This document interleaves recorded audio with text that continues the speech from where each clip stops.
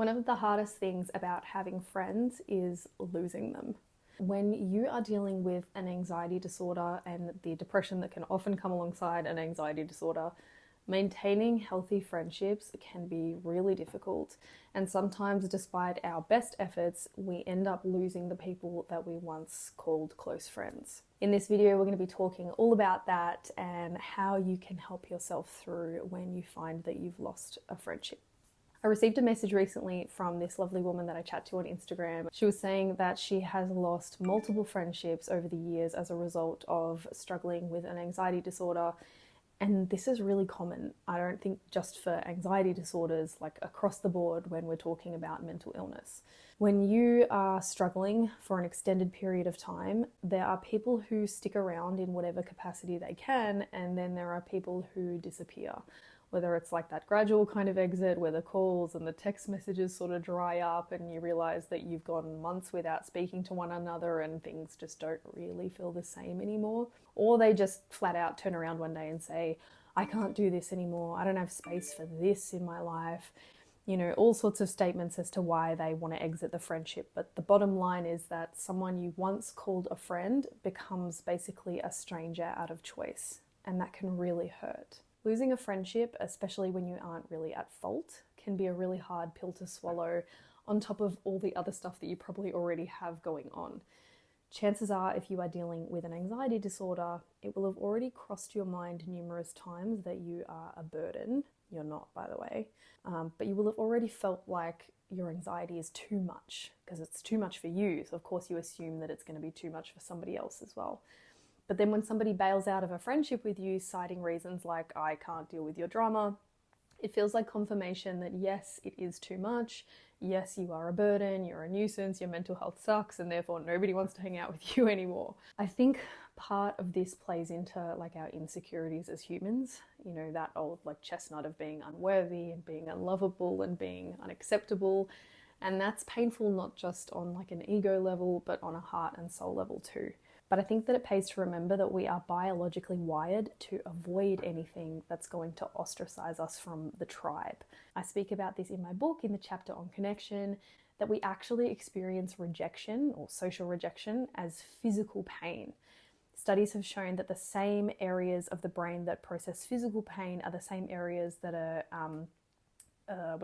like interacted with when we're experiencing social rejection. And so we feel a loss of a friendship like a punch to the gut. And when you are somebody who is already going through so much and you're doing your best just to cope with the day-to-day life, that can feel like being hit when you're already down.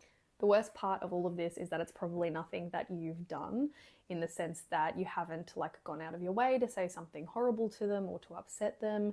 You haven't deliberately tried to treat them poorly. I would guess that what you've done probably looks something like not being as present in their lives as you maybe once were. Maybe you've started to refuse invitations, or you leave events or catch-ups early. Maybe you're not as available as you used to be, or you're like a little bit flaky now and that you sometimes cancel last minute, or you can't like make a definitive plan. Or maybe you're just not as attuned to what's going on in their lives, or you're quite highly strung at the moment, or the opposite, you're really, really flat. And that, you know, sort of vibe is something that like triggers them and they don't like to be around it. If this is what's happened with you, I want to be really clear on two things. Firstly, when the noise going on in your body and brain from prolonged anxiety and fear is completely overwhelming and you're doing your best just to cope, it's nearly impossible to not be highly strung or flat. It's nearly impossible to not be flaky, to not cancel plans, to avoid or to say no, or to be distracted almost all of the time. None of that is your fault. It's not you being a nuisance or a burden or being too much or too dramatic or too sensitive or whatever bullshit somebody tells you or you tell yourself. The pain that you've experienced is not something that you need to apologize for. The other thing I want to be really clear on, and this is where it gets a little bit murkier in our heads, your behaviour does impact those around you in that you are in a relationship with them. The whole definition of a relationship is the way in which two or more people or groups behave towards each other or regard each other. Meaning your behaviour, whether or not it's understandable given what you're experiencing, is going to affect your friendships in both positive and negative ways. Think of someone who's been through a really traumatic childhood and they consistently lash out as a result. It's understandable that they behave that way, and it's not their fault that they behave that way, but that behavior can and will impact the people around them. And to deny or attempt to minimize it by justifying why it happens doesn't necessarily reduce the impact of that behavior on other people. As shit as it is to accept, the way that we respond to and behave because of our anxiety is going to have an impact on the friendships and the people around us. And when you acknowledge that, I think it's validating for everyone in the relationship. I think part of having healthy friendships is being able to say, my behavior directly impacts you, and if it affects you negatively, then I apologize for my role in that and I will work to do better. And then it's the other person's job to create a boundary around what they will and won't accept moving forward. Now, some people are going to be really unaccepting of things that seem to be really unavoidable for us. I had a friend who missed her good friend's mother's funeral because she was housebound. She tried to get there and she couldn't make it. And now her friend could have turned around and said, we're done. You weren't there for me in a pivotal moment. We're over. Or she could have said, it's okay, I get it. Thank you for trying.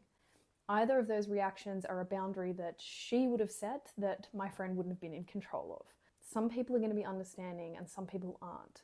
Some people are going to be understanding to a degree, and then one day they'll just reach a limit and they'll go, I can't do this anymore.